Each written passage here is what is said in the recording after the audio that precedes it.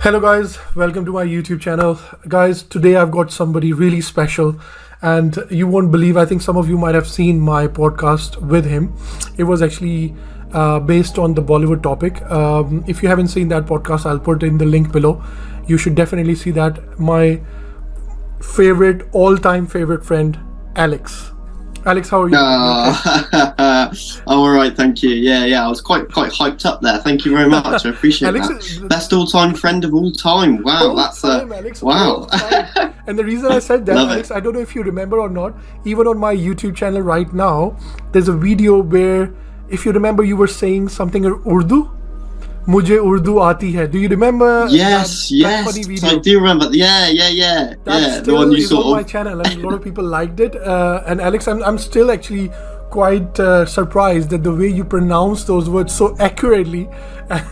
It was amazing, Alex. It was really amazing. It was accurate, was it? It was accurate, but more on more like a British accent, like A British. Yeah, there we and a lot go. of Yeah. people who, because what I did, I put your snippets at the end of the video while you were practicing it. So a lot of people, when they saw the end of the video, they were like, "Oh, how cute was that, or how amazing was that?" So that was really nice. So For sure, Alex, thank you for for joining me on those kind of what should I call it? My experiments, shenanigans, or all the environment bits. Shenanigans. That's a great word. I love it. I love it. Or all Yeah, the I hope you're experiments. still doing them. Yeah.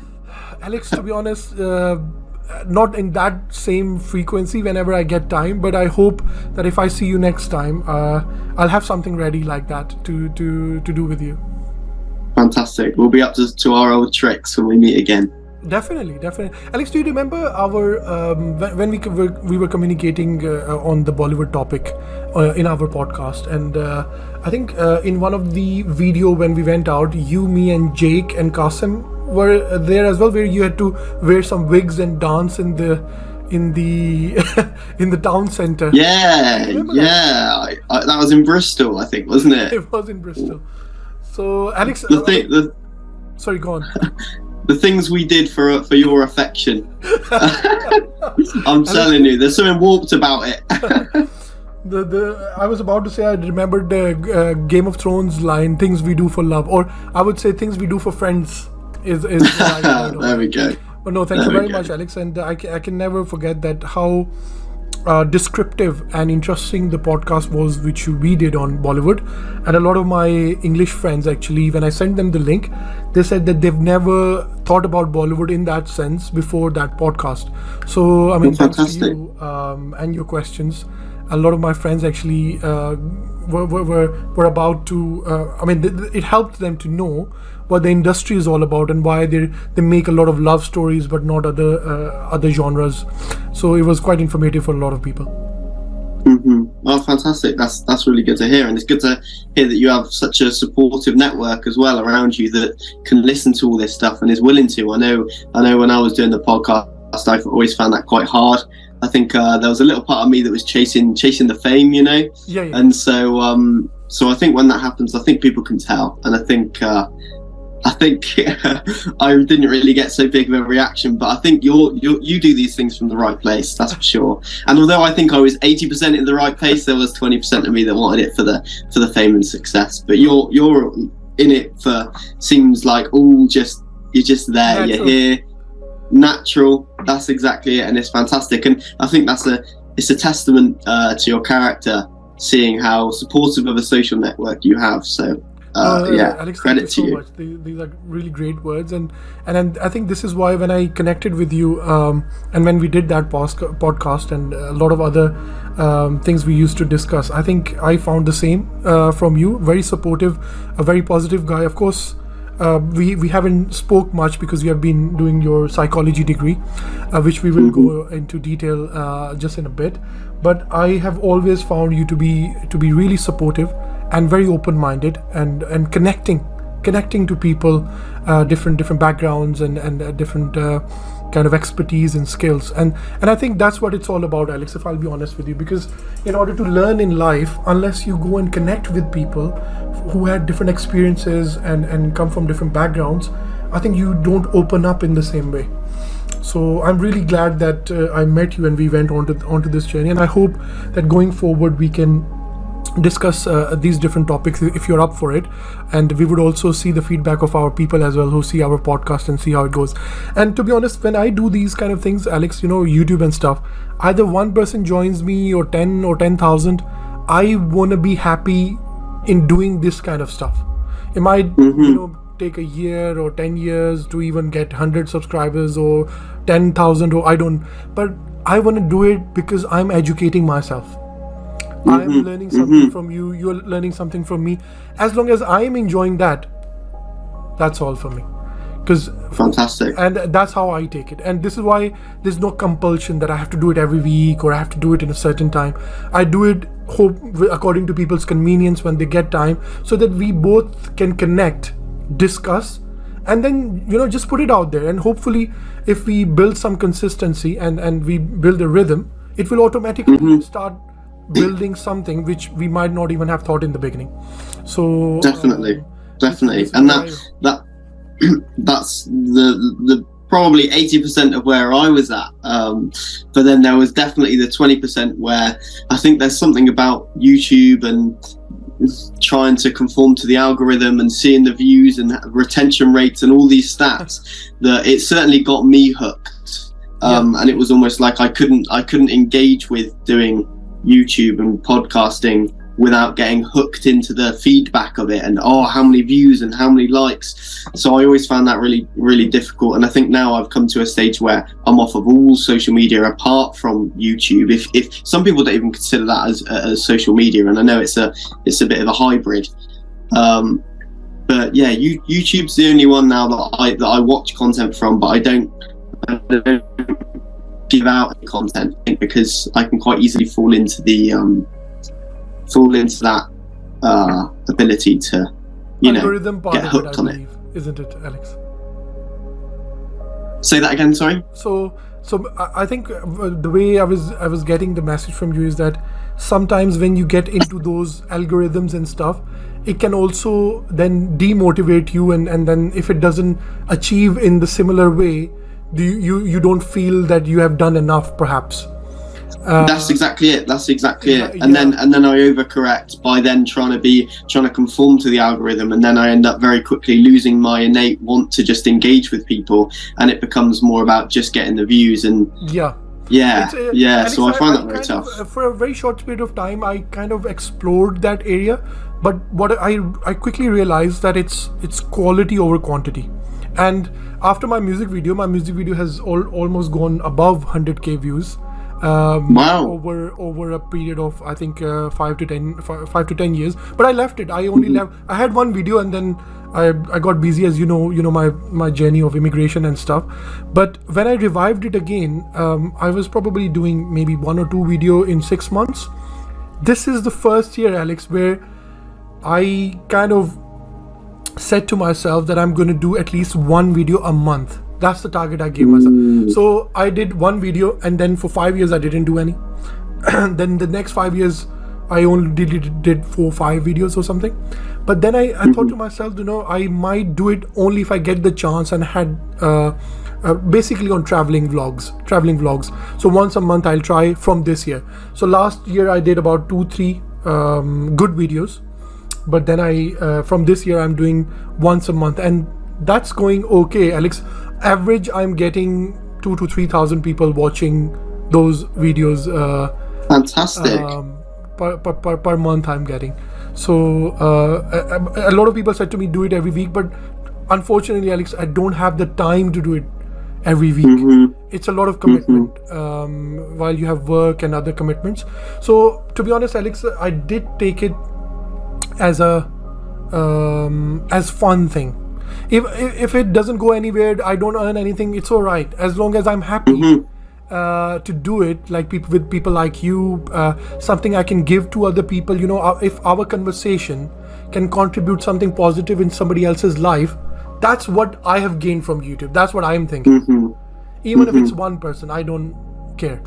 So that's how I'm kind of taking it. So in that way, I'm not disappointed if it doesn't go anywhere. I'm happy that you are here, we are having an interesting conversation. That's what I've gained out of it, and that's quite a lot for me, and I'm happy in that. As you can see, I'm wearing happy t-shirt as well. So I'm happy, Alex, because you're connecting with me almost after 3 to 4 years, if I'm not mistaken. Oh yeah, it's been over 4 years. 4 years. And Yeah. I remember, Alex, when we were free and the kind of funny videos we used to do and the podcast, it was amazing time. It was amazing time. So, Alex, let's jump into our today's topic. I actually was curious, and please allow me to ask you that how did you transition into that sort of a field like psychology? Because I was thinking you are into YouTube video editing. You might go towards something filming or social media or something. How did you choose psychology as a field, and did you move away from Weston-super-Mare to live somewhere else, or did you study remotely? I'm actually curious because we never had a conversation about that, so I want to know how your journey began. Okay. Yeah. It's quite a long journey. So the whole psychology aspect of it came in when I was about 13 years old. This was when I sort of got hooked on personal development before it became a huge thing, as it is today. Got hooked on that, and I was pretty much in love with Darren Brown and what he did, and mentalism and all these tricks, and I thought they were fantastic. So the two kind of fused together a little bit, and then from there I just ended up really throwing myself into psychology, finding that seems to be the base of where I guess Darren Brown's tricks come from, and from where a lot of personal development comes from as well. So yeah, so it originated then with a strive and a drive to improve myself, that actually came from a place of probably not feeling like I was worth all that much, if that makes sense. Okay. And then and then that strive to kind of improve myself, then I opened up into this world of psychology, which I was fascinated with for years and years. And obviously I think part of my trying to prove myself was doing the podcast a little bit, where I'm kind of trying to get a little bit of attention, but I also fundamentally, again, this is the 80%, I loved connecting with people like yourself, and I'm really interested in the human psyche. We've got a little timer that's come up here at 9 minutes 50. I'll send you the link again. It's fine. We'll continue. Okay. So my whole point with Millennial Minds, again, like, it's called Millennial Minds, like the whole aspect of psychology is kind of staring you in the face. It was there. When I look at it now, Alex, that's interesting. Yeah, for sure. And I think there was always an interest in, our generation, where are we at psychologically compared to other people? Like, what is it that our generation are interested in, and why? For example, you and Bollywood, and it was fascinating to explore that. And psychology is such a multifaceted topic that you can go into any different field and any different endeavor, and it's all somewhat connected. So that's always been a fascination of mine. And then I decided after the podcast wasn't taken off quite as much as I'd ideally hoped, I then threw myself in and thought, right, it's time to get a real job. So let's do my bachelor's, let's do my master's, and 4 years later, I'm now just about ready to start applying for proper jobs in the field of psychology. So perfect, Alex. That's really good to know, and that's quite a journey you had. But I'm curious. Is there anything in your life which kind of pushed you towards it, or like any personal incident and anything to do with you lost a job, or a family or a friend, or was it just that the YouTube thing didn't lift off and that's why you went towards it? Yeah, so it was always an interest of mine, but I think it primarily came from me when I was young. My dad passed away when I was 18, 19 months old, so I didn't have a father figure at all in my life. My mum has come from a background that's been very unconventional in terms of, I guess, her finances. And I've been around for 26 years. and she's never had to work a day in my life. So I sort of had a lack of guidance, really. So it was kind of tough, and I thought, well, how am I going to explore this world? And I think psychology attracted me because I thought, well, I don't know what I want, and maybe if I learn about psychology, I can learn more about what I want and what other people want, and also maybe I can be what other people want more. And that, I think, came from my feeling of like I wasn't of worth, or feeling like I was of much value. So I wanted to learn psychology from that aspect as well. Oh, that's very interesting, Alex. And I can kind of link it slightly with my journey as well, because when I started exploring religion, like Islam, I kind of started from a neutral perspective, and like you chose psychology. For me, it was kind of like purpose of life. That's in a very young age. I was, because when you hit rock bottom, or when you come across situations where you don't have any answer to, you want to look towards your elders. But if they're also clueless, or if they are not there, or if they don't have the answers, then you are not satisfied internally. That's when you start to explore psychology or religion or spirituality, and that's how Alex, I started as well.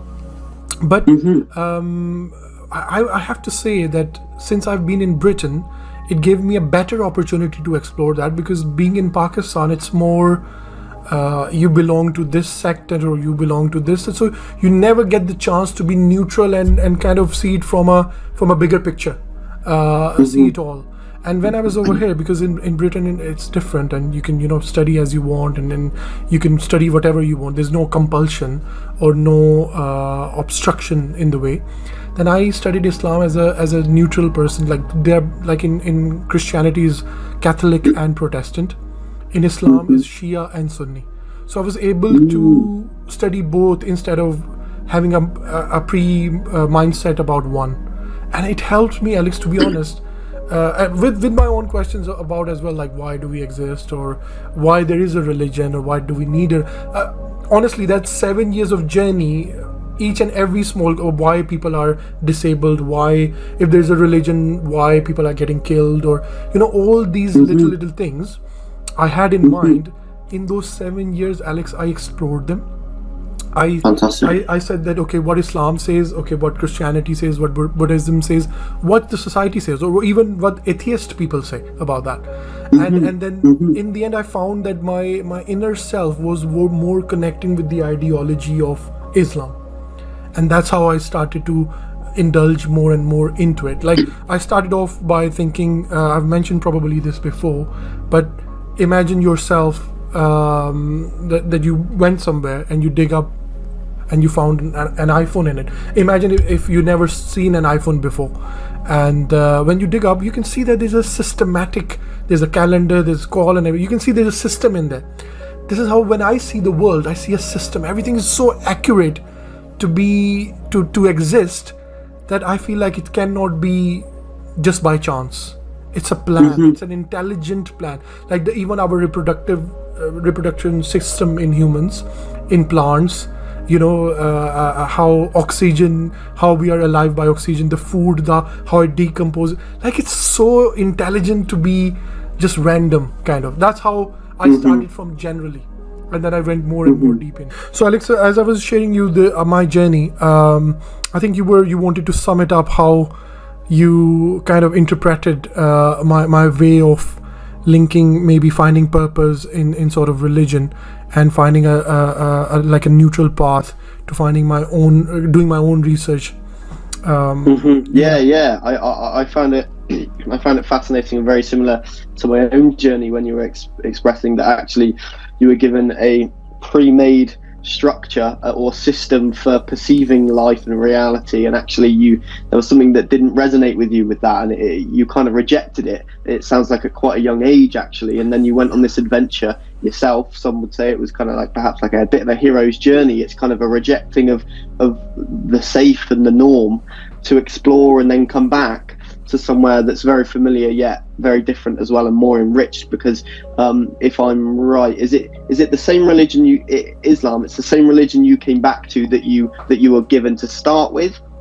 Yeah. Right, so, Yeah. but it's also a much more enriched, more kind of idiosyncratic perception of it, Yeah. which is absolutely fantastic, because I think a lot of the time religion is seen as this dogmatic thing, Yeah. and it is given to people like it is dogma and black or white. Yeah. And actually, you've gone ahead and seen the connections between that and, I suppose, Christianity or certain Western philosophies, and you've created your own philosophy out of it, which is absolutely fantastic. And I think that is what makes you such a rich individual. Oh, thank you, Alex. Thank you. And the way you put it, Alex, when I now think back about it, it was kind of that journey where I went back to research from a more neutral perspective, rather than what maybe my family or somebody close to me told me. Okay, no, this is the sect, is the maybe just this Catholic is the, or maybe the Sunni is the right one. I studied all the branches, and then I thought to myself, it's not one, two branches.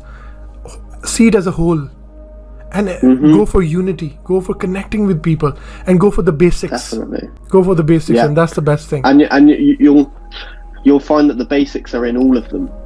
Very Alex, universally beautifully shared. put. And Beautifully put, I have to say. yeah, for sure. And the more you learn about all different things, the more you have an overarching understanding of your own religion. And I think you as keep an individual, you trapped inside explore your own- yourself, Alex, isn't it? Yeah. You explore yourself and other people as well, and their philosophies, and coming to an understanding that's richer and deeper and more meaningful, so that we can live life in a way that feels more meaningful and more loving to us, I suppose. More fulfilling. That's exactly right. So, Alex, I'm actually curious that I know you told me that your journey started off from childhood and psychology, having less kind of guidance or people who can guide. I was actually mentioning you that like in my childhood, if I couldn't get the support from my mom and dad, I could go to my grandparents or my uncle and aunties, and sometimes, like you very rightly said, that out of the box, or maybe somebody who's just completely an outsider can give a fresh perspective as well. So having all that context in mind, I would like to know that since you have studied psychology, have you maybe used it in your day-to-day life? Have you do you now think, is that the right field or path you have gone, or do you think, no, maybe I should have done something else? Or I want to know, like in your personal life, have you made any use of it, and what's your experience of that? Sure. So my interest in psychology, again, as I've said, began when I was about 13, and more specifically, probably when I was about 16, 17, I realized that my specific niche was called positive psychology. This isn't the field I went into to study my master's, because it's quite limited. I wanted to study something that was a little more well-grounded in science, so I went in that direction. It doesn't mean to say that positive psychology isn't grounded in science, but there's just less there. But fundamentally, that is my interest, positive psychology, and my course kind of fits in that mental schema for myself of positive psychology. So the whole reason why I got into it was because I want to try and understand what an optimal state of being is for a person or for an individual, and on top of that, for society as a whole. Everything's becoming more culturally diverse now. Obviously, of course, you said near the start of this conversation that I love speaking with different individuals to myself, and the more unique, the better. In some sense, for sure, and the richer the conversations you can have. So fantastically, we're getting this opportunity now in this day and age to be able to do that with others, but also there does then have this friction, this cultural friction that is generated throughout the world. What cultures are best? East and West is obviously like the fundamental divide, and you've got loads of different subdivisions and subsections within that, and it's trying to find a way that, okay, well, how can I live in harmony with myself, but also with myself in a culture that's so diverse now that everything's almost all very chaotic. So let's try and get some harmony. I think for me, psychology is the answer to that for myself. and helping people quite on the interesting, Alex, the way you mentioned it, because when you said you were looking for a positive psychology, but I think as a subject it's very pragmatic, very realistic, and it always go towards the okay, what's the consequences of this, and you always go towards that sort of thing. But the way you said that in a cultural diverse society, very interestingly you mentioned that friction, because like you and me enjoy diversity, there will be some pockets of society who would take advantage of this friction and maybe create hatred, or maybe promote hatred, and what should be the solution of that? So very interestingly, Alex, you picked up something even I was not thinking in that direction. So do you want to expand on that, Alex, maybe a little bit? Yeah, for sure. So when it comes to, I guess, optimal flourishing or optimal flow state, human development, eudaimonia is also another term for it. But how do we get that peak state? And to do that, clearly, there can't be this friction between individuals or cultures. It's going to slow us down or be a hindrance to some degree. So actually, it's better to become a type of person who is more inclusive, more accepting of diverse opinions, and is able to not just be accepting but integrate, which is what I loved about what you did. Actually, you came over here and you integrated what you learned, and you were open about the cultures of others, and you kind of cherry picked really the things that you thought were best, and now that's formed yourself. And I think if we can become better at doing that by working on our own psychology and at cherry picking the best of different cultures, we can all come to be a little bit more enlightened, perhaps. Alexa, that's very beautifully put. And when I look back now, the way you're saying it, I think it does make sense, because I was actually very fascinated in exploring English culture. A lot of English people may not be even interested in their culture, but me coming from Pakistan, and I was always like looking goodness in people, Alex. Always looking for, no matter how somebody is bad, but that this is something that's really good in him. And, always, I don't know, maybe I'm overly positive kind of a person, but that is what, Alex, that my journey while in English culture, the people I've met, or the people I communicated from English culture, and with other cultures as well, I was able to kind of get the goodness out of it. Like, I've seen a lot of hospitality in African culture. I've seen a lot of hospitality in my culture, but I've seen a lot of organized lifestyle and structure in English culture, for example. Very much discipline, and I'm not talking about everyone, but generally. And whereas in Pakistan particularly, I think the culture is very rich, but that organized structure, that sort of a discipline is missing. So I've seen that maybe their families are very rich and connected, but they will be struggling with a lot of other things which maybe English people or English culture, they are very good in. Those societies are very good in it. Maybe economy, they're very good, but maybe their personal life, or they don't have like Asian culture, joint family system and all of that. But so every choice or every society or culture have evolved and being good in something, while they have lacked in the other stuff, as very much you mentioned. Definitely. Right. So two points straight off of that, right? Firstly, and this is, so I listen to a fair amount of Jordan Peterson. I don't know if you know who he is, but I listen to a fair amount of his stuff, and I think this is related to very much what he says.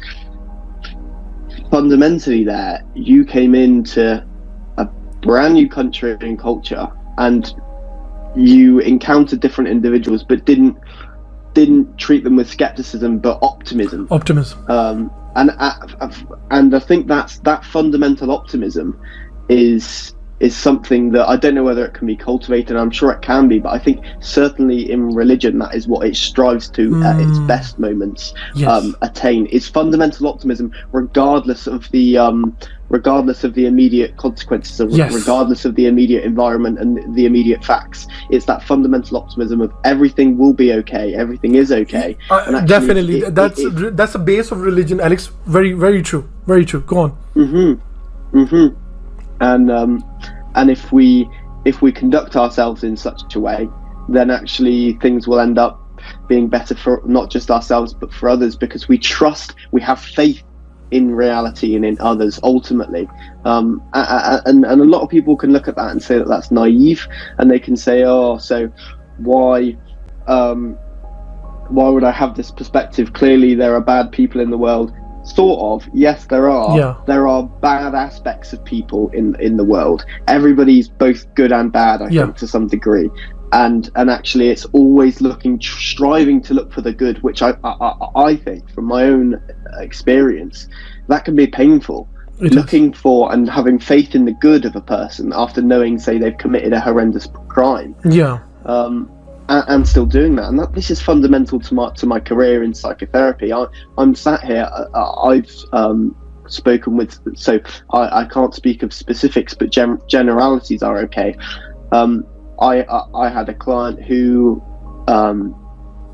was sitting with the label of a psychopath, and somebody had told them that they were a psychopath, and based on what they had told me, that this label didn't seem particularly untrue, let's say. And there was a lot of hateful visions coming to him and fantasies that he has. But in my field, it is having to have that fundamental faith in the individual that we're speaking with, no matter what they've gone through and who they might seem on the front of it. But it's having that fundamental faith in their goodness, in their innate natural goodness, and that's what can bring their goodness out further. And that's actually probably one of the main benefits of psychotherapy, particularly person-centered therapy, which is what I'm specialized in. In a way, Alex, in a way, when you explain this to me, I feel like maybe some preachers used to have that. So some preachers, or maybe, I don't know, in Islam they call them imams, leaders. They always or they should have that in their character, to always believe good in people, so that even if people come with negative comments, so this, he said to me this, or I want to do this, they always give them the overall, or have faith in that person, that no, you still have good in yourself. So it's really interesting, Alex, when you explain that, when I link it with the aspects of Islam or religion, for example. But I do want to actually touch upon, because you very interestingly, because I know your perspective and your knowledge on this subject is quite a lot, and maybe we are limited with time. Hopefully we can cover more aspects in the coming weeks or months. But you did mention initially, when I was chatting to you, you said that it's very, I don't know, along the lines of commercialized, or took it in a wrong way, and you have a different opinion about it, about how definitely I think when you mentioned something like that, I got a bit curious that even though you're going to work in this field, and I think you will be, what will be your title? Psychotherapist, but you still have this opinion. Why is that, I wonder? Yeah, for sure. So just before I jump into that as well, I'd just like to quickly shoot us back to when you said about the cultures between East and West that could be quite fundamentally different. And actually, it's funny, because you say about the strength of obviously the West, and particularly England or America, the United States, you can say about its financial prosperity. Yes. But actually, you've got in the East, you've got the communal prosperity. Yes. And it's funny, but I do find that in the East, it seems to be that there are less, psychotherapy seems to be less of a thing. Yes. And actually it's more of a thing in the West. Yes. And I do primarily think that one of the reasons why that might be the case is because we're lacking this communal spirit. Prosperity. Alex, that was a brilliant way of putting that. Please go on. I was just saying that it's a very nice way of putting the way you put that analysis. So and I think it's interesting, because in some sense, and this might be one negative criticism of the industry, of which I'm going to be getting into, but if you can't beat them, join them. And the idea here, I suppose, is that in the West, we've now found a way to commercialize community and sincere discussions, and that is through psychotherapy. I completely believe in its value, and I think psychotherapy definitely does have its value, but the way that we're now getting it obviously is through the kind of capitalist funnel, which is psychotherapy, instead of the communal spirit, which is, I guess, more prosperous in the East. It's very interesting, Alex, when you say that, because in countries like Pakistan, Bangladesh, India, they are striving for this Western prosperity of economy, and to be honest, as the more they are going towards it, the more they need psychotherapists and then depression, anxiety, and all of. So, I mean, I'm just going to say that I don't know what you're going to think about it, but that's what exactly the religion says, is that when you go towards materialism or all of that and you just run towards it, it just runs ahead of you. So even if you have 1 million, you will be thinking of having another 1 million, and in that journey your life will be finished. Whereas some people, Alex, in some communities, they have minimal. They're living on minimal, but they are happy, dancing, enjoying together, meeting each other every night, asking how are you, how was your day. But the more and more commercialization, we need a car, we need a bigger house, we need maybe a surgery, or we need to, more and more these desires are pushing people out of that community sort of a lifestyle where it's more individualism, or maybe couple, or maybe husband and wife only. Because of course it's not enough, you don't have enough time and money to meet other people, communicate with other people, so you're left lonely in the end, and then you're striving for this life, and in the end you're still feeling lonely, and you're asking for a therapist, or maybe somebody to talk about your depression and anxiety. And wow, how beautifully it was linked, Alex, and then that's a very beautiful way of actually putting it across in your analysis. But I like as well the way that you highlighted the strengths, and that it's not one or the other, and actually we're coming to this stage now where we have to integrate both. And Jordan Peterson puts it quite well when he says that basically the West is fundamentally about materialism or matter, whereas the East is more concerned with what matters. Yeah. Okay. Yeah. So it's kind of matters of the heart, what matters to us emotionally, whereas you've got this kind of cold, practical West, I suppose, that takes everything out. And Alex, this is what I, as an individual, I have come to like balance the both. Very few people would. So it's same for me. My culture and English culture, I'm like balancing the both and picking out good stuff is difficult. Not a lot of people can do that. And as you said, like meeting in the middle. So you get that sort of prosperity, not on a crazy level, but to some level where you are comfortable. But at the same time, never forget the essence of community and connecting with people, and have those sort of like what matters, as you said. Definitely. Yeah. Definitely. And I think that's fundamentally the balance between short and long term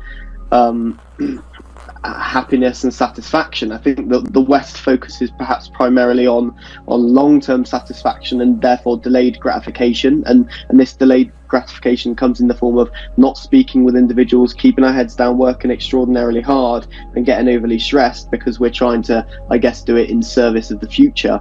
Whereas in the East it might be more kind of heartfelt, more based on the spontaneous, how we're feeling, like our community and the requirements of the moment. So actually being able to integrate the long-term vision, which the West seems to do quite well at, and also taking care immensely of the great value that we have presently. And we need to integrate those two things, and I definitely think psychotherapy helps individuals do that. And you've certainly somehow in this society been, I think, extraordinarily successful at doing that for yourself. So yeah. And to be honest, Alex, I was about to say that religion kind of helped me in that, because religion also talks about what matters, like the issues of the heart, or let's say if you're negative, or when I pray 5 times a day, if I'm upset from someone, automatically praying kind of washes it down kind of some way. I don't know why, but I've been praying from young age, and this is how, probably that's why, Alex, I'm always like thinking good about people, and it's easy for me to forgive people, maybe forgive and forget and move on. And the religion played a part in it, because it says, don't worry if somebody did something wrong to you, forgive them for the sake of Allah, forgive them for the sake of God, for example. So the way we can you connected the dots, Alex. That's very much, I would say that is needed. So Alex, why apart from that, what else do you think is that your like when you said is that what your criticism on this market, or is it something else? No. So my criticism goes deeper. Okay, so this is the big shebang, right? I don't even know what's going to come out of my mouth right now. It might actually be very, very underwhelming, but we'll see. So I came into psychotherapy knowing that it's a relatively new field. It hasn't been going as long as, say, like medical services have been going on for, let's say. Although in another sense you could say that it's been going on for longer in the form of, like you mentioned earlier, say priests or particular like religious figures. But now, so we're coming into psychotherapy, and there's cognitive behavioral therapy, which is out there, psychodynamic psychoanalysis. I'm not too sure. I think they're relatively similar. And then you've got person-centered therapy as well. From what I'm aware, these are the primary brands, if you like, of therapy, primary branches. And then you've got hundreds and hundreds of sub branches of these. So when somebody says, okay, I'm going to go and see a therapist, right, that probably means a cognitive behavioral therapist. More, I think mostly people refer to that, I think. Yeah. Yes, definitely. I think so too. And that's because at the moment it's easily falsifiable. Okay. To explain what that means, when it comes to studies, it is easier to tick the box of yes, this therapy is effective compared to others, because there are less variables involved in cognitive behavioral therapy compared with what I'm doing, which is person-centered therapy. Okay, and the reason why is because CBT, you hand somebody you basically provide somebody an intervention. Think more like this, or let's try this strategy. Maybe we can do some sort of appreciation journal, or a gratitude journal, or all these kinds of things. And it's more pragmatic. Yeah. Person-centered. Now, this is what I'm specialized in. Okay, very good. It deals with what I would say are the more fundamental aspects of a person's nature, rather than just their superficial behaviors. Yes. Cognitive behavioral therapy would primarily deal with symptoms. Yeah. It fits very well into the medical system, and the NHS promote it because obviously you can show improvements in a matter of weeks based on a certain intervention. Yeah. Whereas person-centered therapy requires people to dig it up their past, go into their childhood, go into all of these things which are really, really rich. So typically they can take longer sessions, so ultimately they're more expensive, and it's harder to verify as well, because there are more variables then. We're not just testing a simple intervention and a simple psychometric of, does this person feel let's say a person goes into a CBT therapist and they say, I'm here because I'm feeling depressed. Yeah. CBT, you give them an intervention, they go through that intervention. At the end of it, they then get measured for a second time on where they are on the depression scale, depending on what measurement you want to use. And then the NHS goes, oh, that was successful. Yeah. Person-centered doesn't really do that so much, because somebody comes in and says, oh, I'm depressed, and then instead of handing them an intervention, we actually go, okay, you're depressed, let's explore that, like let's dive into that. How, why, what does that mean for you? And because that might mean completely something different to what it might mean to a lot of like generic, a generic criteria. That's very interesting. Yes, and 8 out of 10 times I would probably argue that we end up not talking about the thing that they've originally come in for, because actually there are underlying more fundamental issues with, let's say, the way they perceive the world, or their lack of faith in the goodness of the world, or in their own sense of worth. That's typically where we focus on in person-centered therapy. That's the traditional way of seeing it, is I feel like I'm worthless and I have a lack of worth. And that lack of worth, or let's say a disparity between the real self and the ideal self, is what we call incongruence. And that is supposedly, from a person-centered perspective, at that heart of stress, anxiety, depression. All of these different symptoms all come underneath that fundamental thing, but you need to dig deeper. Until Alex, are you you get trying there. to say that instead of CBT, you would probably promote self-centered therapy more, person-centered you therapy? feel like that should be promoted more? Is that what your disagreement is with the whole thing? So no. So unfortunately, to answer this question, it's taken a lot of setup, a lot of context. I've needed to provide you with a lot of context. So going into the next layer of that, it would be that CBT is good. I'm not bashing it. It is effective. It's good for short to mid-term difficulties. Person-centered therapy ideally is good for long-term positive outcome. Yeah, that would be my understanding of it, because it goes deeper, and the deeper you can go, the more long-term effects you can have from any intervention. But I think since person-centered therapy has began by Carl Rogers in the 1950s in America, it has become quite heavily warped, and its roots, it's been uprooted basically from its effectiveness, and it's gone from person-centered therapy, which includes as a therapist, you need to provide a client our time. I can see we only have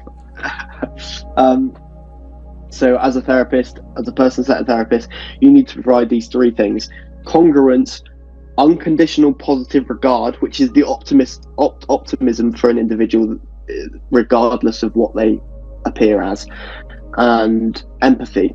Yeah, these things are facilitative of what is called therapeutic change, or positive psychological change. Okay. Yeah. However, it seems to me like people haven't fully grasped what the hell it means to incorporate these three things. Yeah. If you imagine a triangle, this is how I understand it at the moment. If you imagine a triangle, and you have unconditional positive regard here, you've got empathy here, and you've got congruence here. Congruence, by the way, is just like another way of saying honesty and integrity. Okay. Yeah. Okay. I was about to ask and it's kind of like like an internal harmony. So when we're in therapy, we're meant to, as a therapist, express ourselves in a way that is internally consistent with our emotions, with our thoughts, with our theory, with our experience of the other.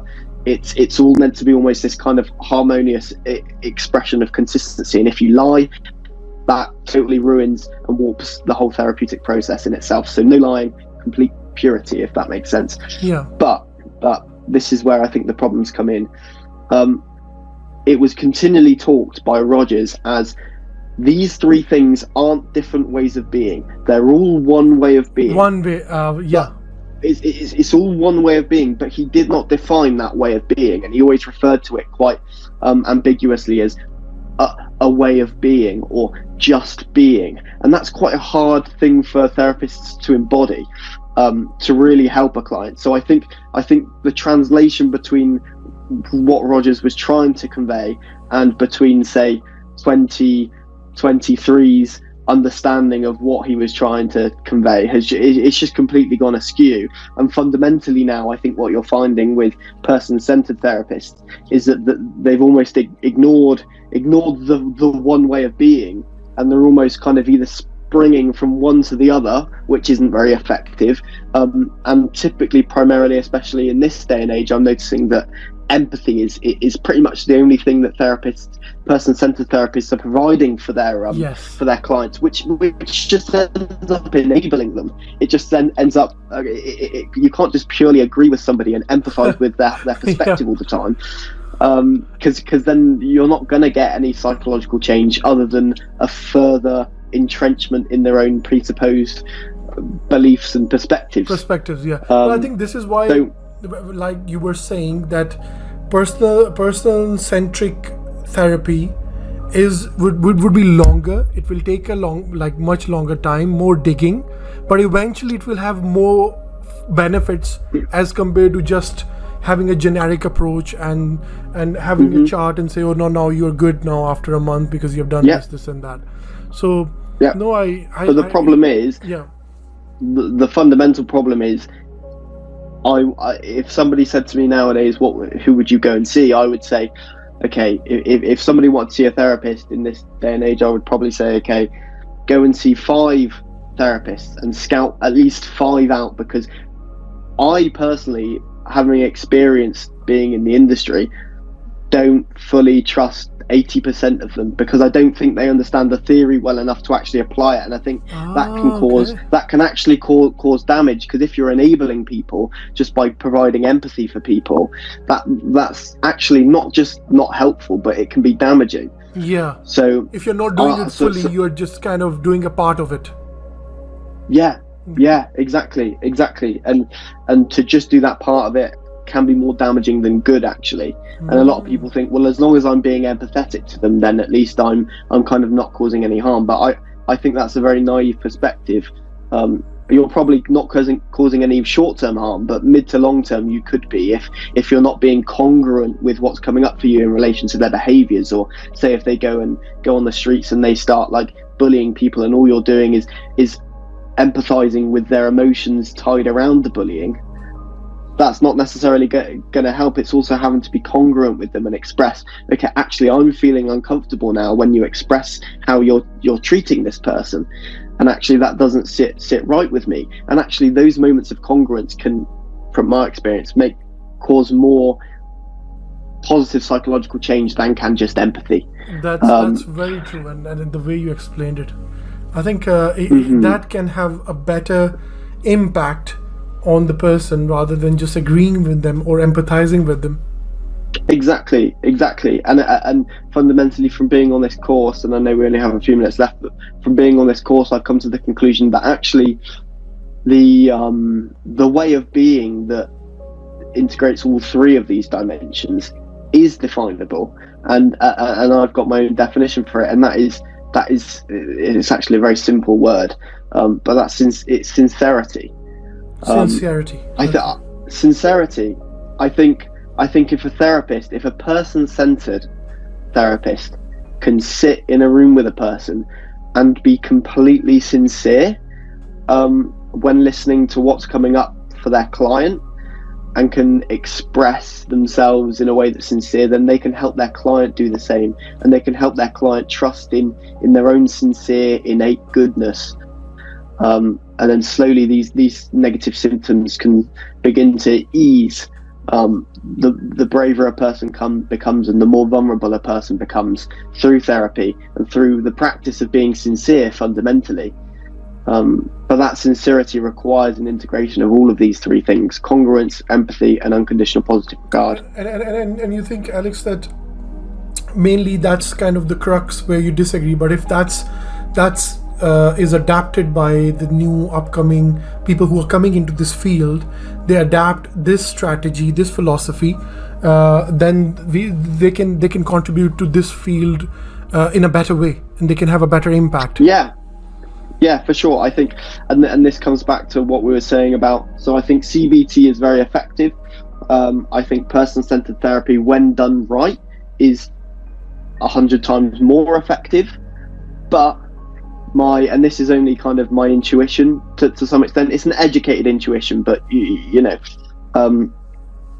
but I would say that actually at the moment, based on where person-centered therapy has gone, which has been, let's say it's on the straight and narrow, going up, and then suddenly it's like we've had a massive skew, I think. And at the moment we're here, and actually I think we need to make our way back here and on the straight and narrow before we can say that person-centered therapy is better than CBT. And I think if we can articulate it in this way, and be more true to the source material of person-centered therapy than we are now, then I think yes, person-centered therapy, when it's at its best, can be better than any, or certainly CBT. But because there are more variables involved in PCT, it's more complicated, and because it's more complicated, it's way easier to get wrong. Yeah, no, I can imagine, and I think just to probably sum it up is the way you're I'm actually want to say to the people who are listening to us is that if there are more psychotherapists like you, Alex, who think like you and who can have the philosophy like you're explaining, then I think the people who are getting the help from these people, they can have a better influence and impact in their life. And I think overall these psychotherapists can help people in a much better way. But I think, Alex, to be honest, even 2-3 hours would be less if I communicate with you. But I think there are other layers to that I felt in your conversation. I wanted to actually interrupt you, but I took a note of them. And hopefully in our next podcast, when we do, we can explore those layers as well. If you're okay with we that. only have probably about 10-20 seconds left of this Zoom chat before it finishes, so that's fine. I'm happy to end quickly if you are, but it's been a pleasure speaking with you, and I'm very much looking forward to being on again if we could do it sometime. Alex, so pleasure from me as well. And straight after this, let me give you a quick WhatsApp call as well. But I think for the podcast, it went really well. I think these 40 minutes for anyone would be very beneficial. So guys, fantastic. See you next time. Take care.